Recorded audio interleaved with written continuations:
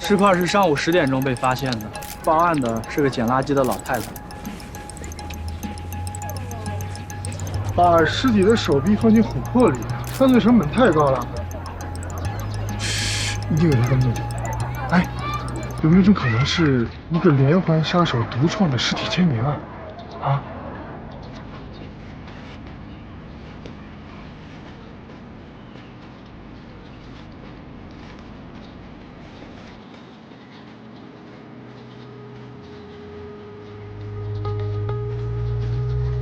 我同意。啊？我还以为你要说没有证据，就不要太早下结论。谁说没有证据？我刚才看了一下，相同的脚印一共有42个，而且不是呈直线分布的。那就是说，有个人在这个荒郊野岭的地方原地瞎溜达，很有可能就是那个埋尸的人。不对，我从琥珀周围的土质上来看，至少他埋了1个多月了。但是，昨天刚下了一场暴雨，而且昨天下午4点多才停。这些脚印一定是昨天4点多留下的。所以我同意你刚才的推测，这很有可能是一起连环杀人案。这些脚印是昨天过来埋新的石块的。哦，对了，这块石头是之前压在琥珀上的，被发现的时候就在琥珀旁边。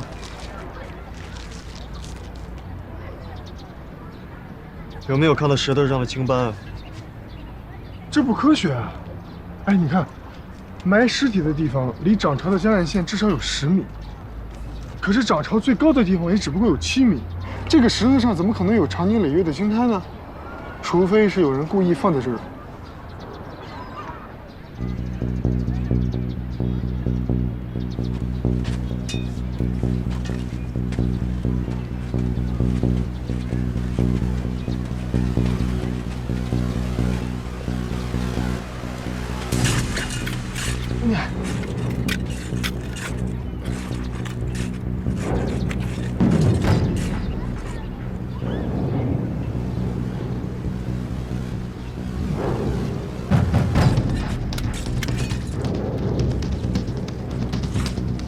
呀，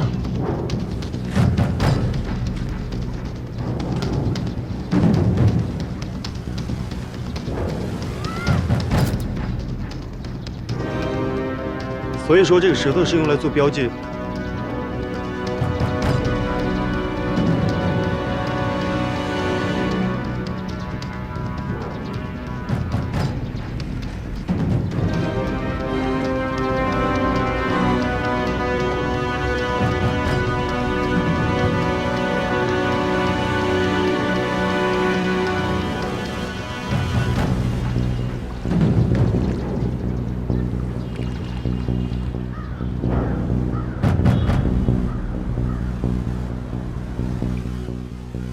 这12只断手目测不是来自同一具尸体。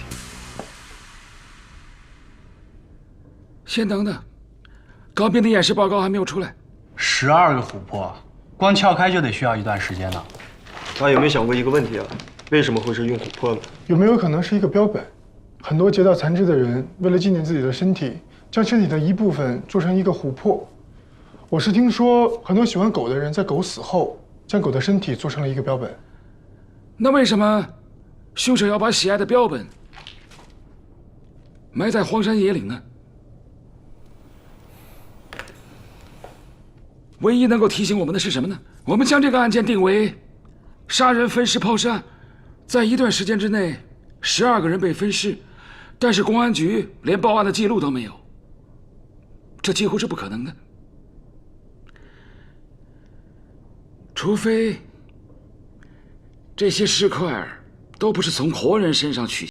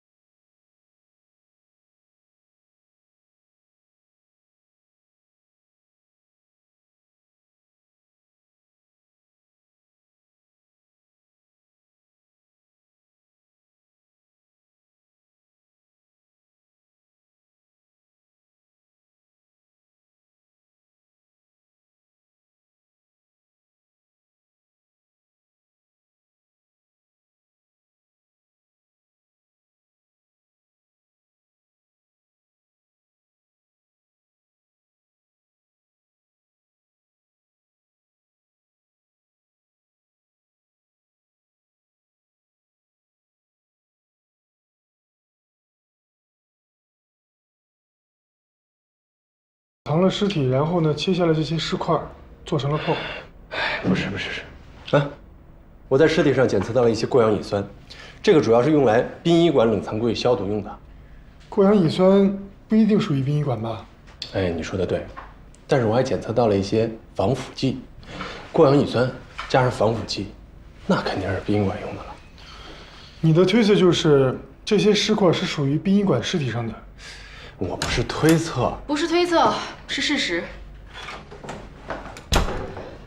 指纹我已经对比过了，其中一部分和警局记录在案的死亡证明完全能对应得上，他们都是死于意外或者是疾病。这是死亡证明。这些受害者的性别、年龄、职业完全都不同，他们唯一的共同点是，都是在滨江火葬场火化的。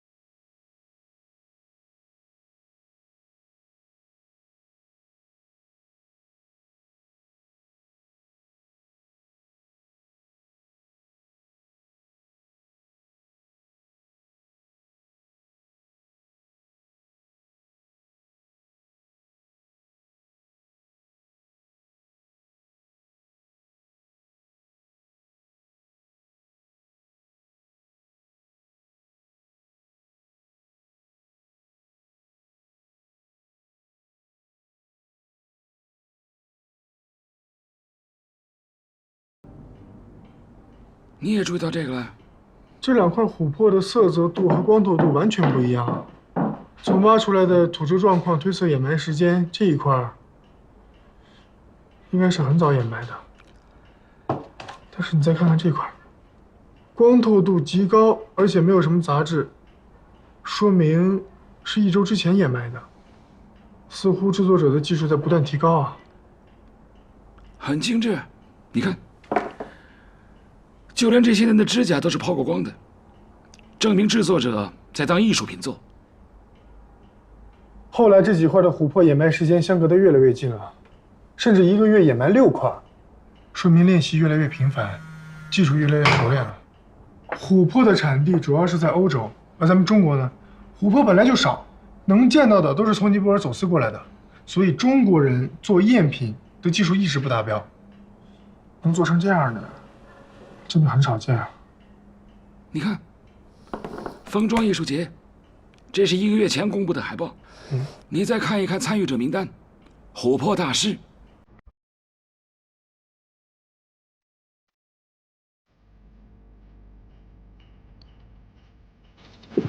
我这里没有搜到关于任何火葬场的手续记录，也就是说，尸体在进入焚尸炉之前应该都是完整的。棺材很贵，火葬场不可能把棺材给烧掉啊。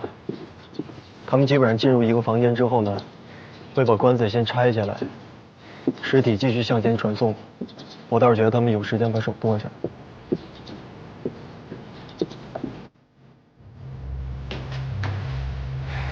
我是在问，是谁负责推他们进焚尸炉的？当然是我们这儿的临时工了，难道是我呀？临时工？哎，那你能告诉我是哪一个临时工吗？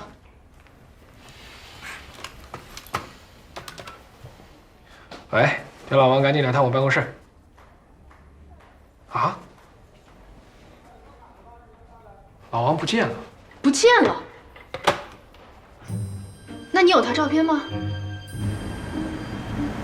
教授以前真的是艺术家，没听您提起过啊。我倒是看过那会儿的回忆录，一到晚上，一帮女大学生们就坐着公交车，左手一只鸡，右手一只鸭，找那帮诗人啊、画家呀，劈柴做饭、吃喝玩乐，还坐在篝火旁。现在不能生篝火了，污染环境。不过那会儿可真是文艺青年最好的时候啊。那个时候，几乎全中国的长头发男人都聚齐了，但是总有一个小白胖子，站在那个小凳子上面，背着破吉他，找个女孩说：“这是我专门为你写的诗啊。”一站2、3年，姑娘换了几十个了，狮子还是那两句。但是这个哥们儿怎么看怎么也不像艺术家啊。你怎么看还不像个警察呢？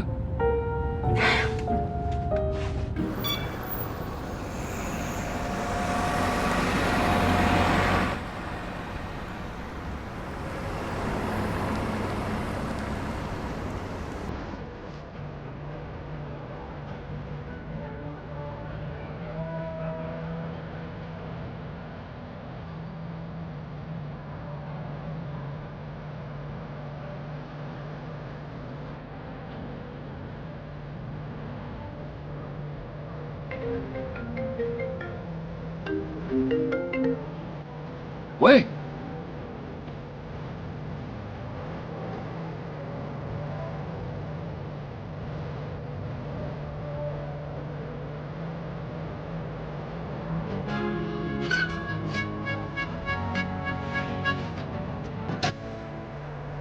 好。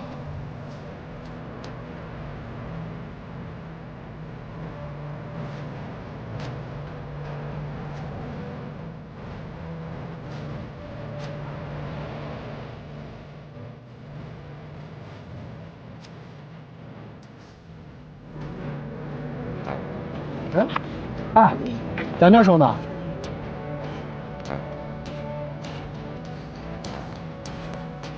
哎，去哪儿了？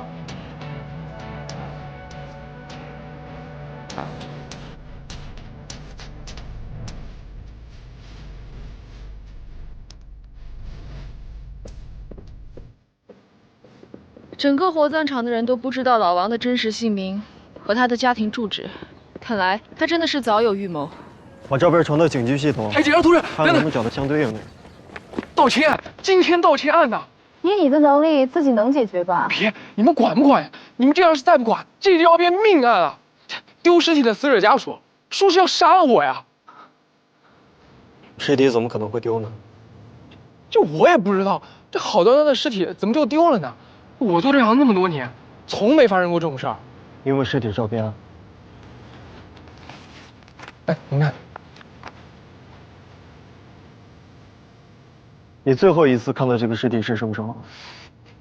前天晚上拉来的，挺年轻一小伙子，据说得了心脏病。哎，对了，今天早上检查的时候，这尸体还在。这下午家属说要做个告别仪式，这刚一打开冷柜，这尸体就没了。你是说就是刚才我们在的时候，这个尸体才丢是吗？是啊，不只是尸体，我们的灵车都没了。这司机师傅说他把钥匙给了搬尸工，我刚才一打听，没人说拿到钥匙。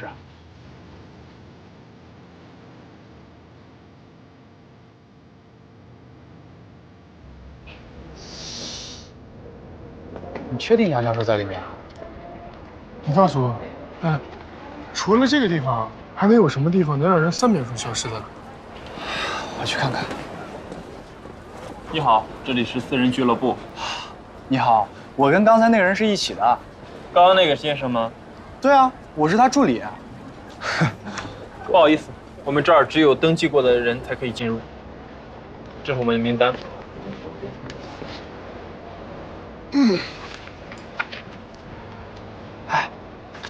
名单上没有梁教授。哎，作为一个警察，稍微有一点观察能力的，都能进去。你行你上啊。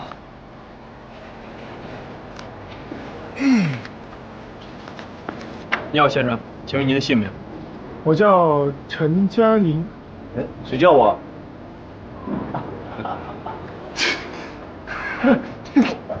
请不要打扰我们工作。我只是说他名字特别响亮，真的。请您走开。没想到梁教授在艺术圈还有一些老朋友啊。哎。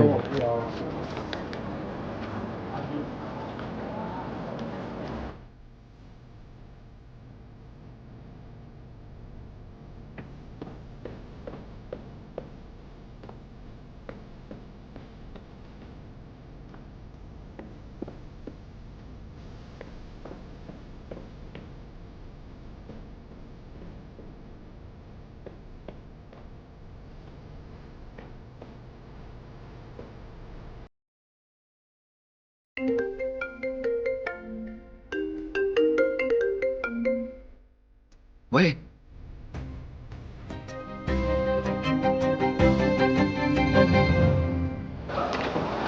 不会出什么事儿吧？走一走，看一看啊。放心吧，他出事的概率啊，比你走丢了还低。不，朋友，还是远远的离开，离开这再也掀不起波浪的海。我噙着热泪劝你，去寻找灿烂的未来。20年前涂鸦之作，今生还能再听到，真是此生无憾了。有生之年，我还能见到这首诗的作者，我也算是此生无憾了。请。谢谢。原来老程身边有这么漂亮的美女一直在陪伴着，这么多年，我白为她担心喽。您呢？您的生活就像您当年写的那样，寻找灿烂的未来。两位看相，看点什么咱好商量。这些都是你做的啊？当然，如假包换，我的手艺啊，这条街你找不出第二个。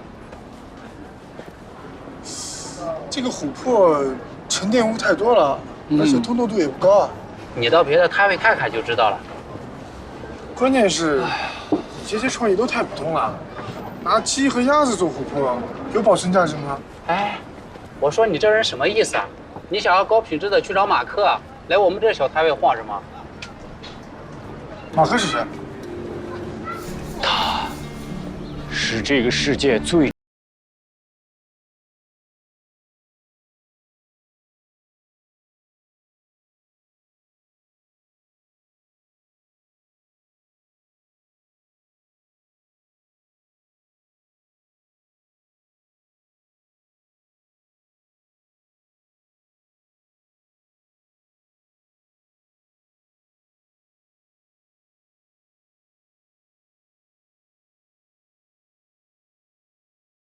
这辆灵车是老王开走的，因为这辆灵车非常的显眼，所以我调查到他在中午的时候几乎横跨了半个市区。现在呢？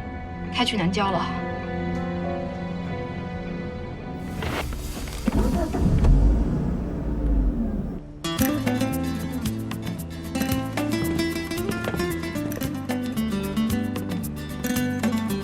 柏拉图在《斐多篇》里提到，人类向往爱情是因为爱情是走向不朽的最佳捷径。梁先生喜欢古希腊哲学，这一点跟老陈一样。现在批评界啊，把我们这帮人称为神性写作者，因为我们痴心妄想，追求不朽。老陈啊，就是其中的一个代表。可以见得。我最了解他了。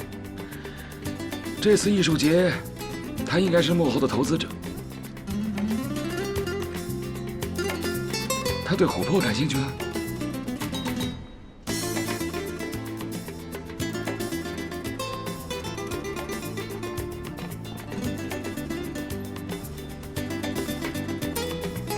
上帝之手，原来你也是冲这个来的。没错，我们是要展出马克的艺术展品，但那是我们这次琥珀展的神秘压轴展品。如果您感兴趣的话，一定当天来看现场。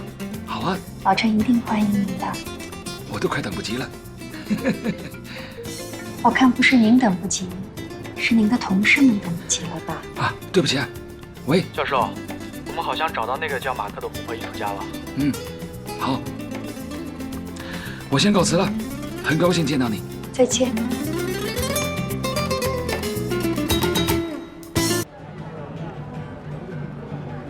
梁教授说等他过来再看看。等不了了，再等他就要走了。祝你拥有琥珀一样透明而永恒的幸福。警察，你走不了了。你涉嫌毁坏尸体，走，跟我们回去协助调查。尸体毁坏尸体，这不太顺路的。不可能了吧？人家是艺术家，不可能的。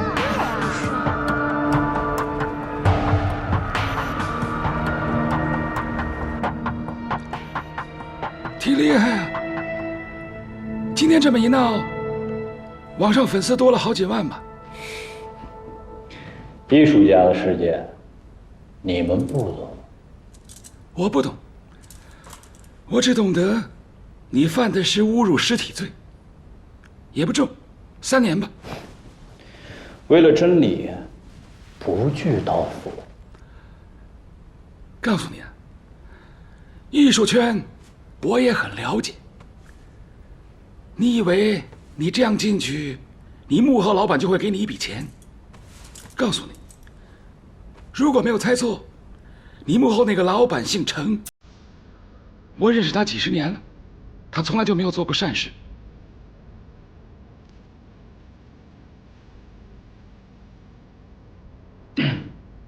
那我该怎么做？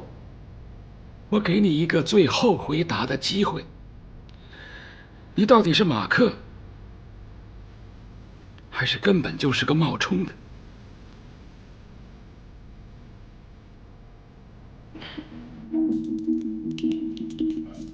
他们都说我长得像马克。放了他吧，他什么都不知道。你怎么知道他是马克？艺术家长得什么德行我很清楚，能够做得出上帝之手的人，一定有些偏执狂。他呢，大不了就是一个不得志的文艺青年喽。从他眼神中就能看出他很平庸的，就是因为有2撇胡子，老程就觉得呢，他长得像马克，让他在艺术圈里炒作一番。老程是谁啊？我老朋友，做收藏的。我估计他现在已经猜出我们正在找做琥珀断手的人。现在啊，都不是把艺术品盗版了，直接把艺术家盗版了。喂，啊，华龙那边传来消息，说找到马克的据点了。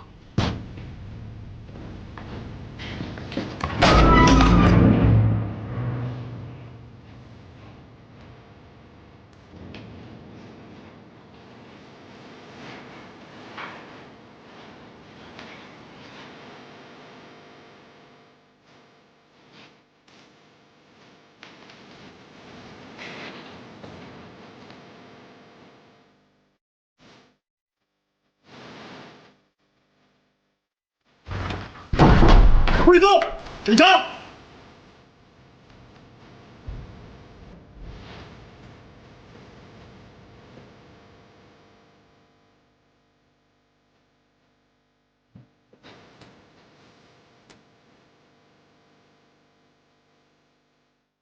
把保险箱打开。什么箱子？打开！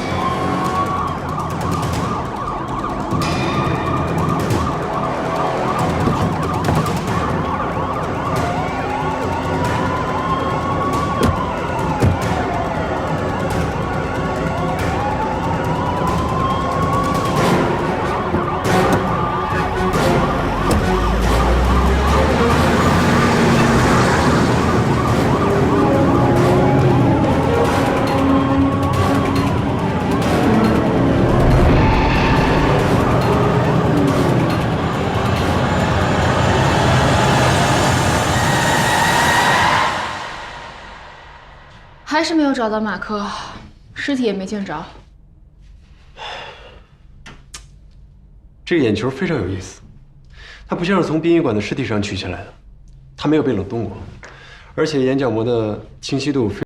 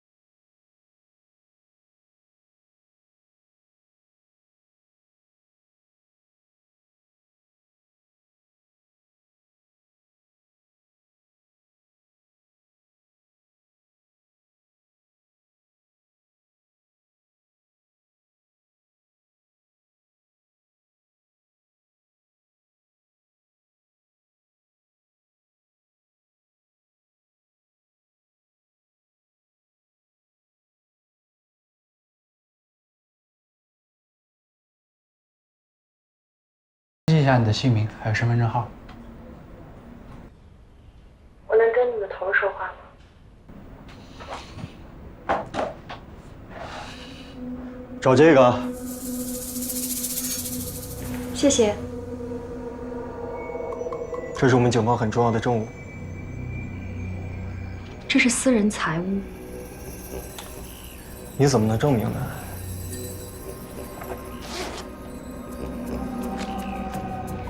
这是我们委托工厂定制的。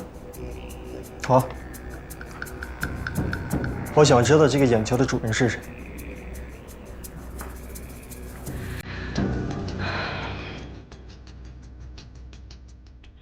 我可以叫我的律师过来，也可以在这里陪你坐上几10个小时，吃点减肥餐，然后你再把我放出去，或者把你头叫过来。我不是跟您说了吗？我就是啊。不是我想见他，是他想见的那个人要见他。那个人说了，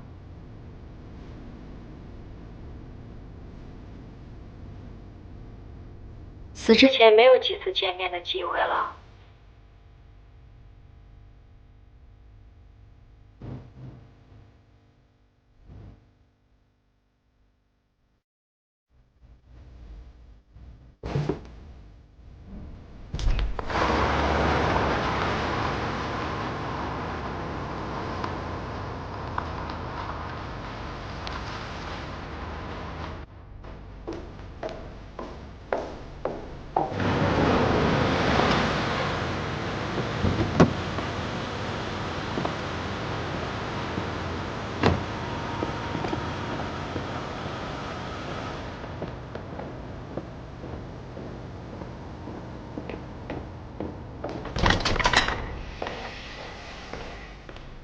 这边请。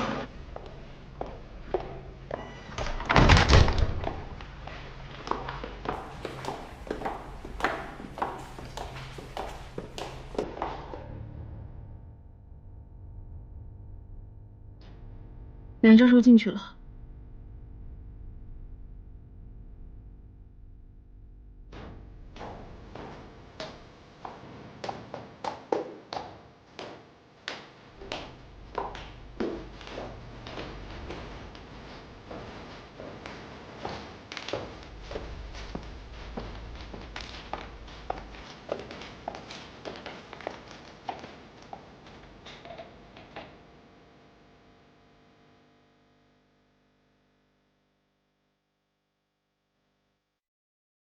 好久不见。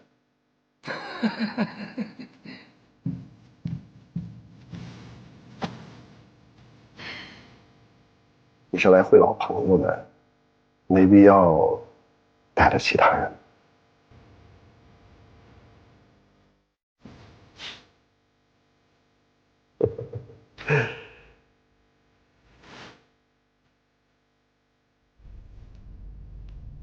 哦，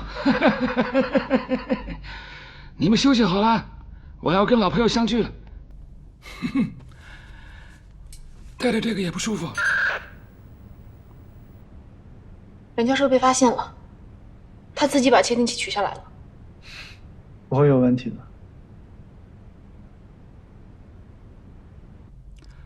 拿到隔壁就收不到了啊！不要毁了，这是公家财产啊。需要这样吗？每个客人来你们都这样对待啊？哼，这个是你当年送我的，还记得吗？当然记得，我也一直带着。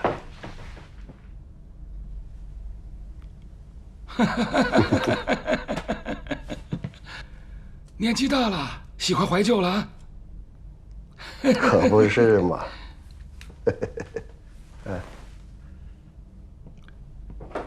谢谢。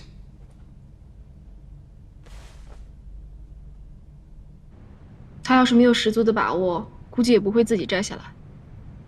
但是这还是第一次他去见犯罪嫌疑人，不带任何录影装备取证。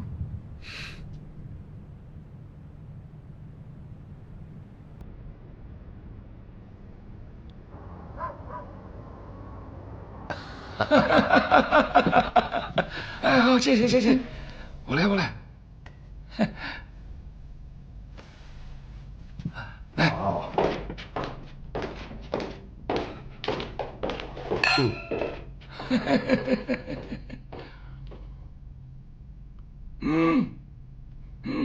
还不错吧？30年前我们分道扬镳，以为不可能再相见，没想到今天还能相聚在一起喝红酒。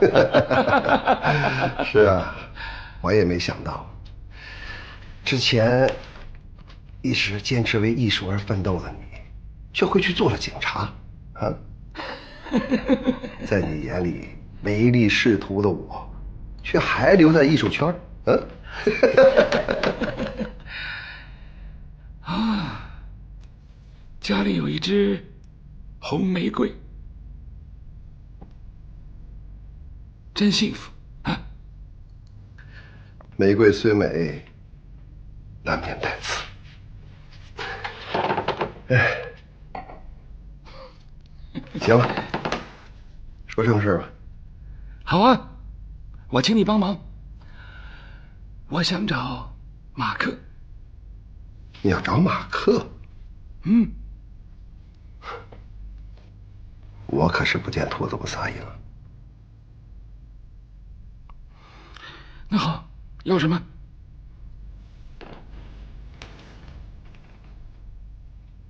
我想做个交易，我要上帝之手，不是一个，我要全部。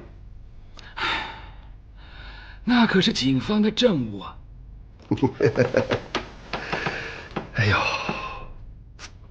这做警察可真是搞收藏的最佳选择啊！不管什么东西，只要说是证物，随时都可以带走。哎，少了一只眼睛，果然比较偏见。不说这个，说那个马克，你了解马克多少？我不喜欢你用警察的语气跟我说话。我也不喜欢你用罪犯的语气跟我说话。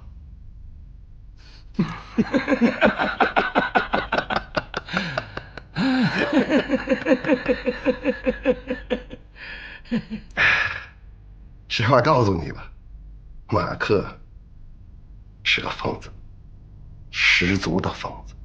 他当然是个疯子。你用那么高的价钱想要买上帝之手，他都无动于衷，你说他还不疯？哼哼，远比你想象的更严重。你离开这个圈太久了。是吗？那问题是，你比他更疯。你眼睛坏了多久？很严重吗？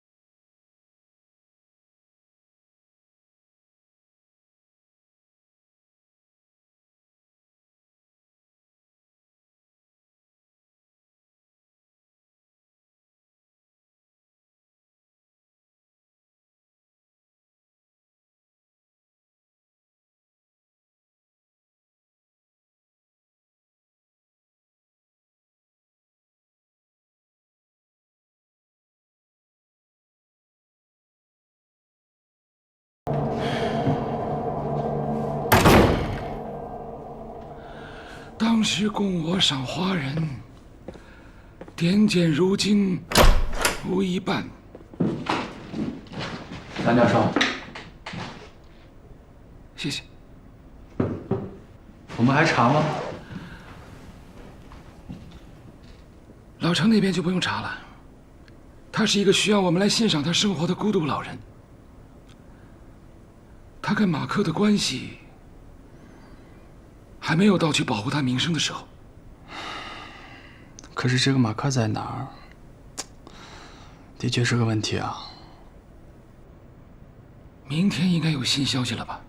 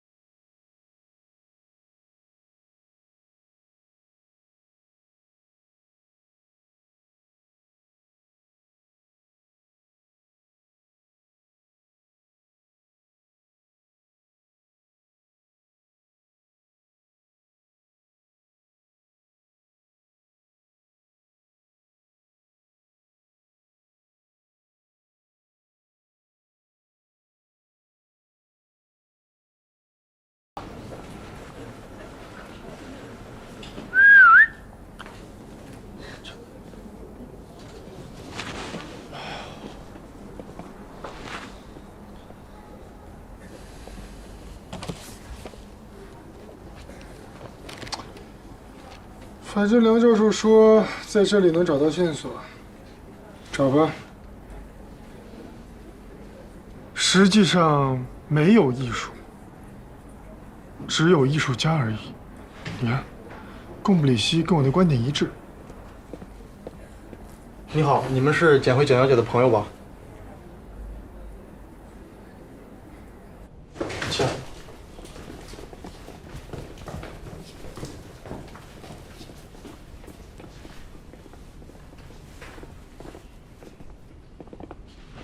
写诗的人呢？那个疯子早不知道死哪儿去了。他多久没来了？具体有挺久了吧，我也忘了。最后一次是被我们老板轰跑的。我们以前轰都死磨硬泡的，还是我们老板厉害。最后是怎么赶跑的？平日里看他面黄肌瘦的，一看就没饭吃。每次他来，我们都会给他些剩菜剩饭。那次他说我有回报，念两句诗吧。我们老板说只要你不念诗，我多给你2口吃的。老板人呢？不知道，今天没来。哦，对了，我们老板的手机里朋友圈有这个人的照片，我给你看看。担心他万一以后偷东西，所以拍的。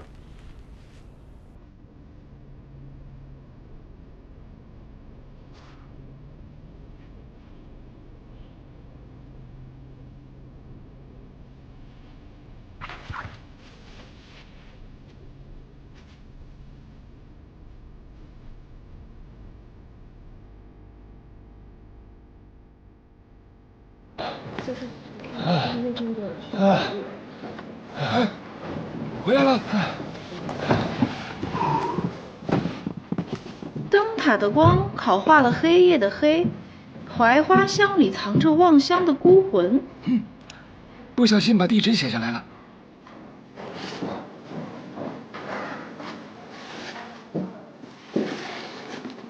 这一带沿江的灯塔只有3座，其中会亮的只有1座，而且是观赏性的，就在江滩公园里面，照视范围只有5公里。也就是说，他回家的路上一定路过这附近5公里的范围，还有可能看到一棵开了花的槐树。该搜查的是灯塔5公里之内的半地下室。半地下室？你看，窗外夜空永远只剩半个月亮，天狗咬掉的另一半，残渣碎成漫天星辰。只有半个月亮。该搜查的是灯塔5公里之内的半地下室。半地下室？你看，窗外夜空永远只剩半个月亮，天狗咬掉的另一半，残渣碎成漫天星辰。只有半个月亮。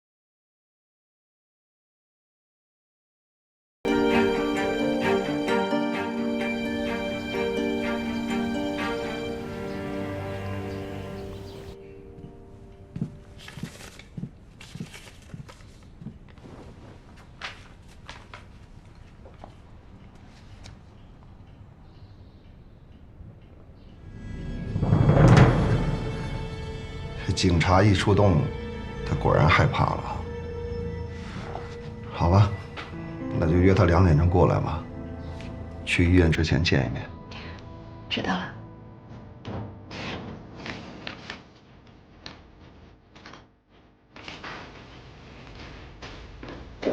就在下面。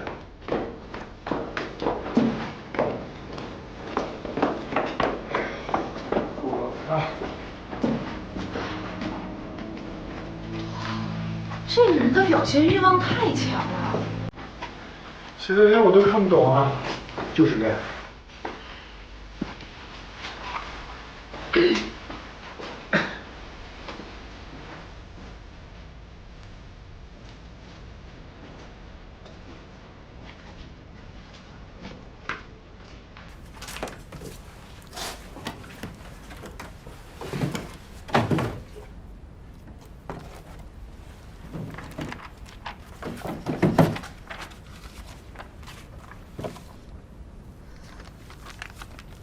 这些记录都是从去年7月21号开始的，也就是说，他近1年内才有要做琥珀的想法。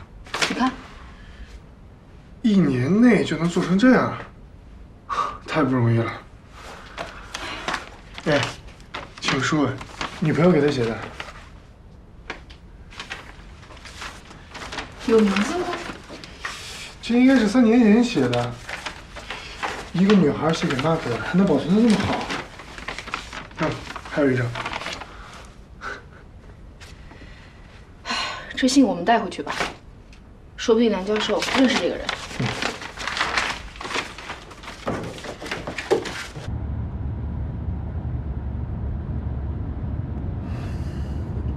马克不回家，他会去哪儿？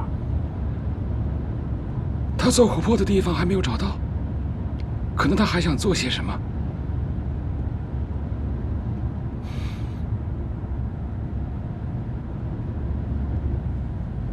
信是简慧写的，不可能吧？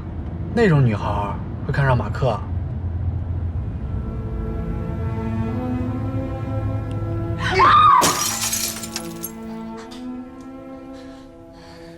你竟敢背着我做这种事儿！说啊！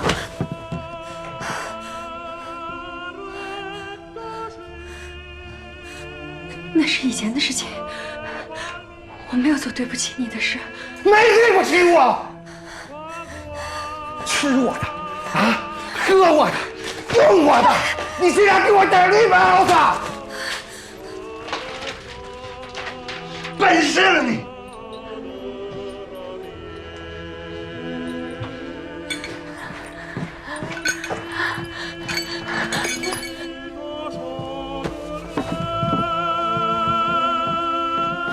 干什么你？放手！你就是为了过这样的日子才离开我的吗？这是我自己的事情，你管不了，你管不着。真是个疯子，与女人耍得团团转，你还癞蛤蟆想吃天鹅肉？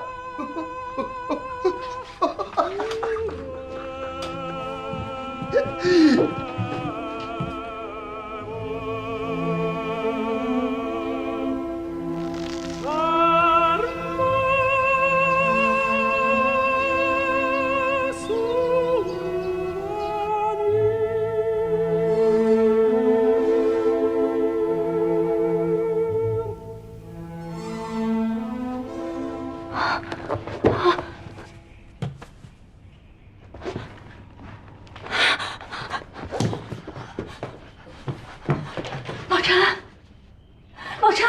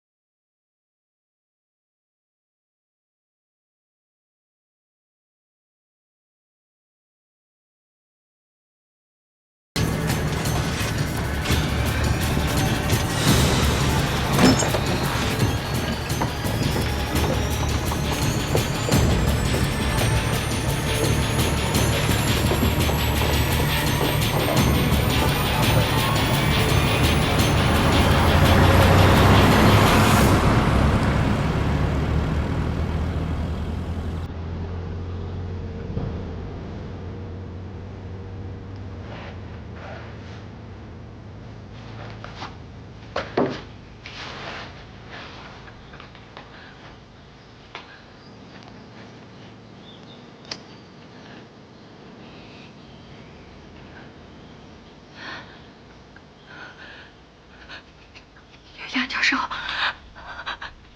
救救老陈吧！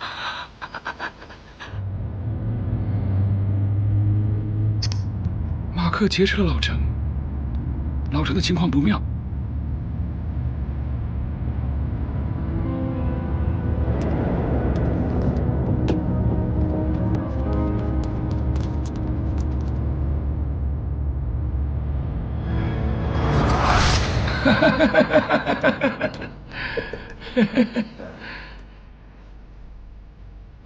谢谢。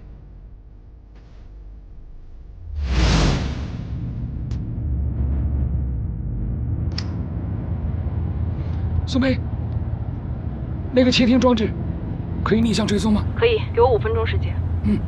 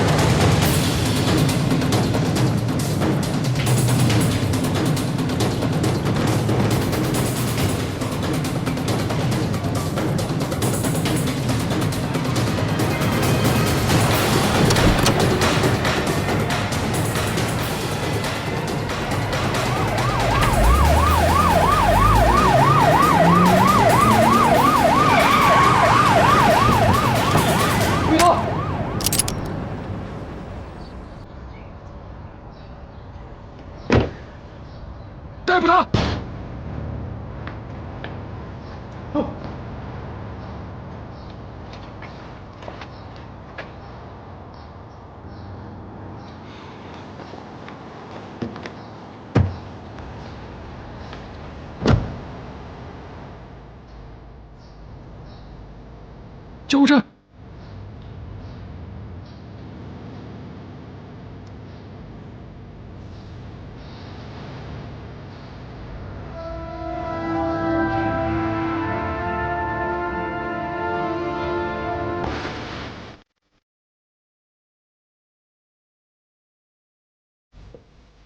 为什么杀程记？我只是除掉了一个艺术界的败类而已。可为什么杀了他，还要把他的尸体拉回工作室？老头儿不是想要不朽吗？所以我就成就他。其实，他很欣赏你的作品。欣赏？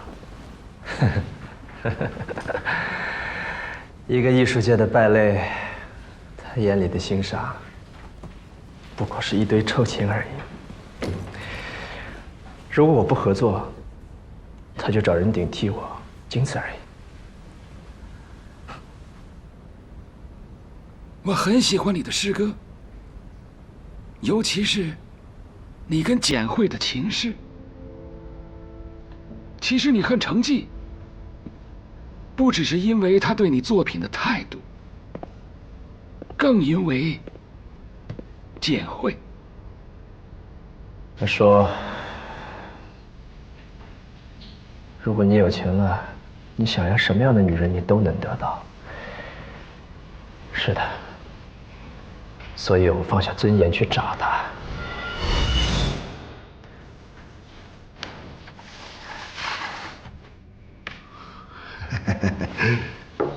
年轻人呐，你可真是个天才啊！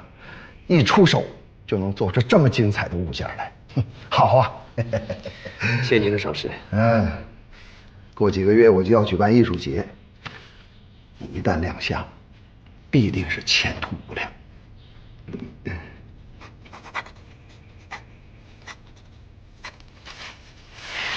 你放心啊，钱不是问题，我明天就可以打款。亲爱的，我回来了。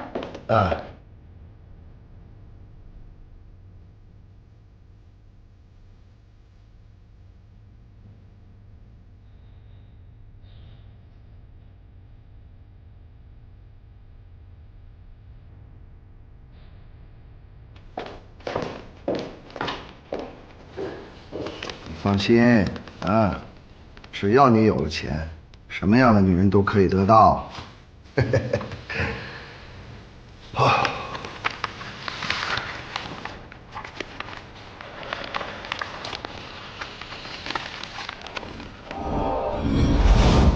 是这老头儿。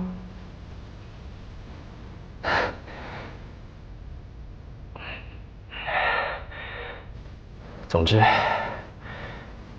我不过是净化了这个世界。何罪之有？你杀了人，不论什么理由，都不能减轻你的罪，不可能的。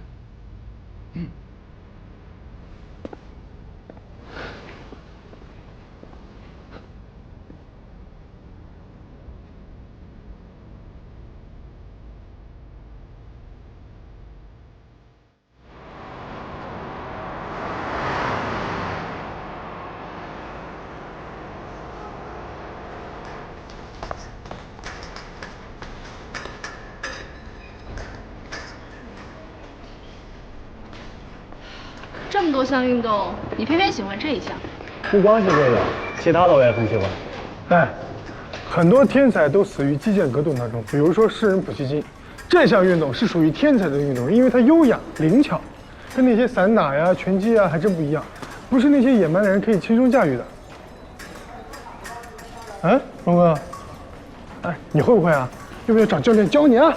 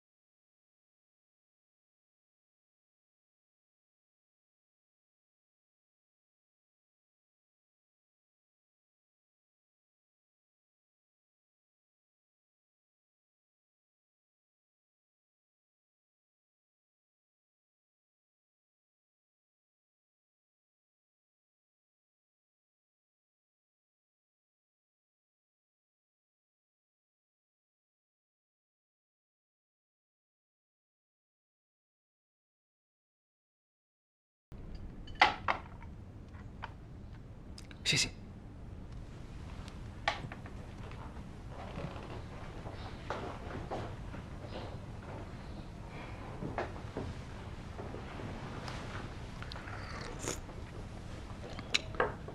原来老程上一次请我来的目的，是想帮我安装这个窃听器。他一直想让马克出山。这支笔呢，是老程的遗物，知道吗？它有一个作用，那就是录音。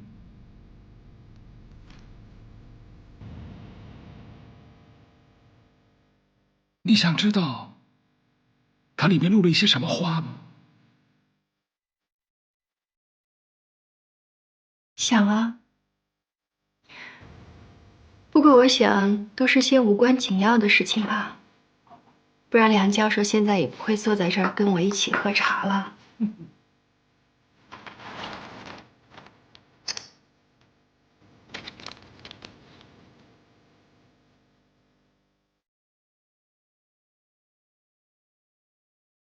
为什么会约在1点呢？明明老程是约的2点。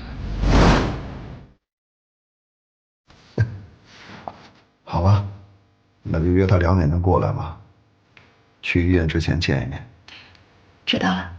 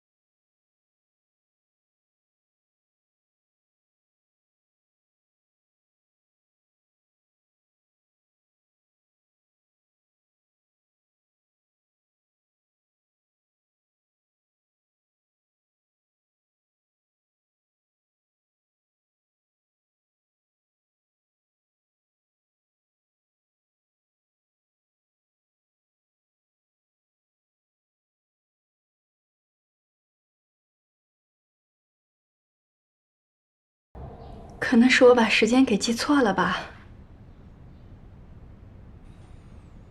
喝茶吧，梁教授。都凉了。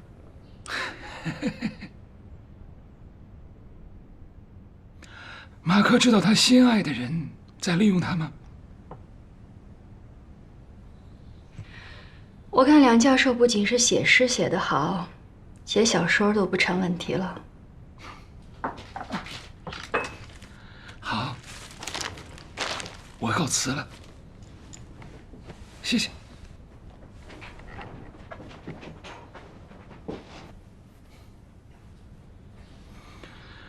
老程啊，果然是带刺的玫瑰，伤人不轻啊。